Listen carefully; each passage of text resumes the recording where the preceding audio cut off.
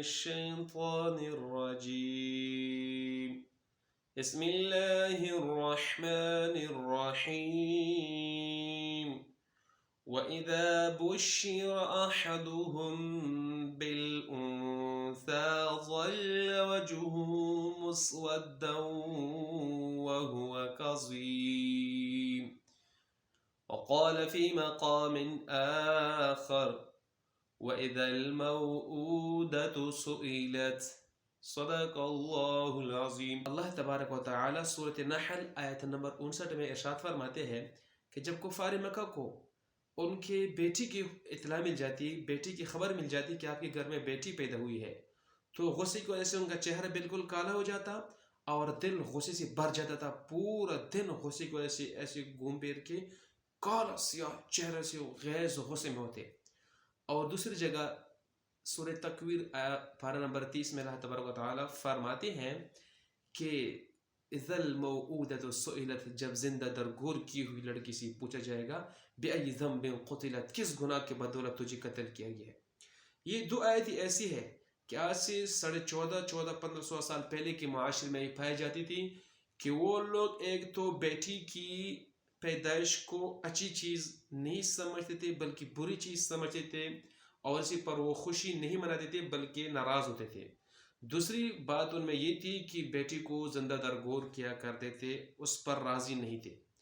تو یہ جو کفار مکہ کا معاشرہ تھا آج سے 1450-1500 سال پہلے کا، یہی معاشرہ آج ہمارے دور میں بھی پایا جاتا ہے، ہمارے ملک پاکستان میں بھی پایا جاتا ہے۔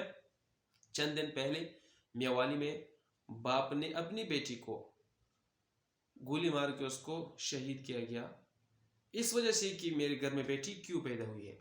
تو بھائی یہ دیکھیں، اس نے بہت بڑی گناہ کی ہے، بہت بڑی غلطی کی ہے۔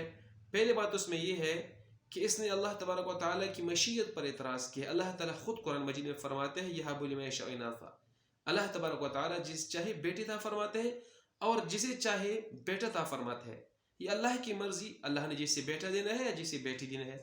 دوسری بات اس میں یہ ہے کہ اللہ تبارک و تعالیٰ قرآن مجید میں فرماتے ہیں جو بھی کسی بے گناہ مسلمان کو قتل کرتے ہیں تو ایسا شخص ہمیشہ کے لیے جہنم میں رہتا ہے، خالداً فیہ ابدا، ہمیشہ کے لیے جہنم میں رہتا ہے، بے گناہ مسلمان کو قتل کیا۔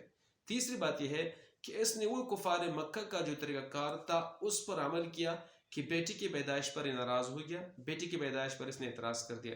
چھوٹا کام یہ کر دیا، اسے بڑھ کے چڑھ کر کے یہ کر دیا کہ کفار مکہ جو تھے وہ بیٹی کو زندہ اٹھا کے قبر میں دفنا دیتے، اپنے ہاتھ سے ذبح کر کے گولی مار کے اس کو اڑاتے نہیں تھے، بہرحال اس کو دفنا دیتے۔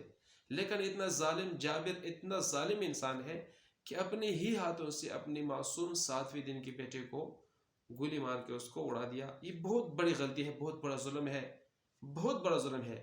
آج کے دور میں ہم مسلمان ہیں، پاکستانی قوم ہے، اگر آج بھی ہمارے ہاں مدارس ہے، علماء ہے، مساجد ہے، دین ہے، اخلاق ہے، ہمارے ہاں سامنے قرآن مجید ہے، سب کچھ ہمارے سامنے ہے، دیکھیے کتابیں ہیں، اگر پھر بھی اللہ تبارک و تعالیٰ کے احکام کو کوئی نہیں مانتا، اگر پھر بھی کوئی اللہ تعالیٰ کے احکام پر، قانون پر عمل نہیں کرتا، تو ایسا شخص بدبخت، ذلیل و رسوا ہے۔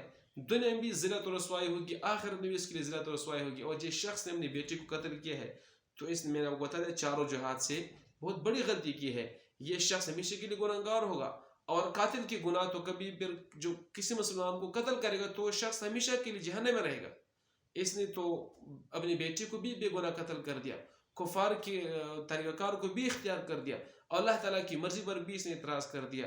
اللہ تعالیٰ ہم سب کو بیٹیوں کی خوشی پر، بیٹیوں کی پیدائش پر خوشی نصیب فرمائے، اور بیٹوں کی پیدائش پر بھی خوشی نصیب فرمائے، اور جس شخص نے ایسا کام کیا ہے اللہ تعالیٰ اس کو ہدایت نصیب فرمائے۔ اور آئندہ کے لیے پوری قوم اور پوری امت سے میری گزارش ہے کہ جس کے گھر میں بھی بیٹی پیدا ہو جائے اس پہ بڑھ چڑھ کر کی خوشی مناؤ، خوشی کا اظہار کرو، ایسا خوشی مناؤ، ایسا خوشی کا اظہار کرو کہ لوگوں کو پتہ چل جائے کہ بیٹی کیا ہوتے ہیں۔ انشاءاللہ تعالی آئندہ کی ویڈیو میں آپ کے سامنے بیٹی کی فضیلت اور بیٹی کے بارے میں آپ کو بیان کروں گا۔ السلام۔